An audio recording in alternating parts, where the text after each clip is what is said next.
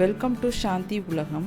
இன்றைக்கி நம்ம சேனலில் ரொம்ப கிறிஸ்பியான ஆனியன் போண்டா நான் எப்படி செய்கிறேன், என்ன டிப்ஸ் ஃபாலோ பண்ணுறேன் அப்படிங்கிறத செஞ்சு காமிக்கிறேன். வாங்க வீடியோக்குள்ளே போகலாம். அது செய்கிறதுக்கு ஒரு மிக்சிங் பவுலில் 2 பெரிய வெங்காயம் தின்னாக ஸ்லைஸ் பண்ணி எடுத்து வச்சுருக்கேன். அதுக்கு தேவையான உப்பு சேர்த்துக்கலாம். அது கூடவே காரத்துக்கு மிளகாப்பொடி சேர்த்துக்கலாம். 1 டீஸ்பூன் அளவுக்கு பெருஞ்சீரகம் சேர்த்துக்கலாம். 1-2 இடித்து வச்சுருக்க கொத்தமல்லி விதை சேர்த்துக்கலாம். அது கூடவே 1/2 டீஸ்பூன் அளவுக்கு இஞ்சி பூண்டு பேஸ்ட் சேர்த்துக்கேன். உங்களுக்கு வேண்டாம் அப்படின்னா இஞ்சி துருவி சேர்த்துக்கோங்க, அதுவும் டேஸ்ட் நல்லாயிருக்கும். எல்லாத்தையும் ஒன்று போல் கிளறி விடலாம். நெக்ஸ்ட் இதுக்கு தேவையான மாவு சேர்த்துக்கலாம்.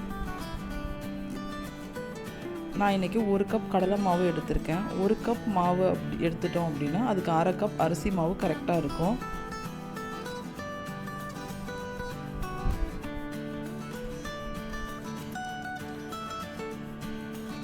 மாவு சேர்த்துட்டு நல்லா பிசறி விடலாம். வெங்காயத்தில் இருக்க தண்ணியில் ஒரு முறை பிசைஞ்சு விட்டுட்டு அப்புறம் கொஞ்சம் கொஞ்சமாக தண்ணி ஊற்றி பிசைஞ்சு எடுக்கலாம்.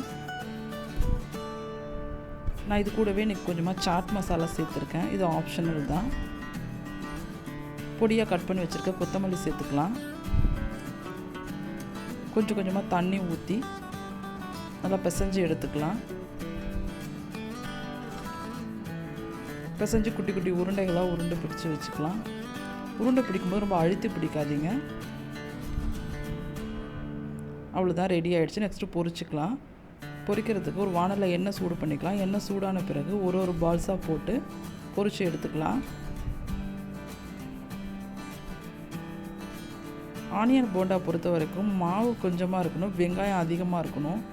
அப்போ தான் டேஸ்ட் நல்லாயிருக்கும். மாவு நீங்கள் அதிகம் போட்டுட்டிங்க அப்படின்னா அது பக்கோடா மாதிரி ஆகிடும்.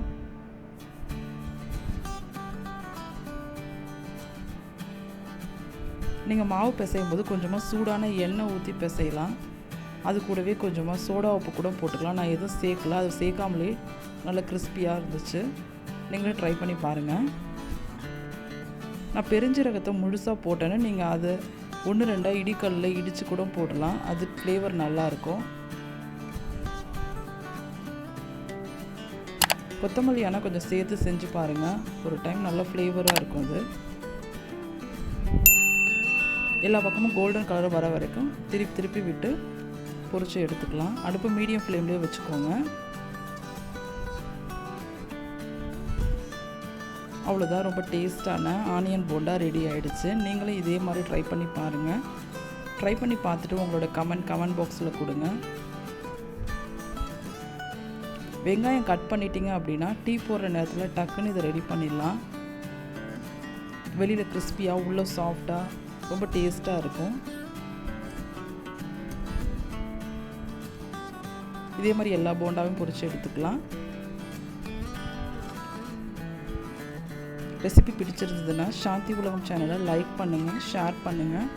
சப்ஸ்கிரைப் பண்ணாதவங்க சப்ஸ்கிரைப் பண்ணிக்கோங்க. பக்கத்தில் இருக்க பெல் பட்டன் கிளிக் பண்ணிக்கோங்க. போடுற வீடியோ உடனுக்குடனே நோட்டிஃபிகேஷனில் வரும். தேங்க்ஸ் ஃபார் வாட்சிங்.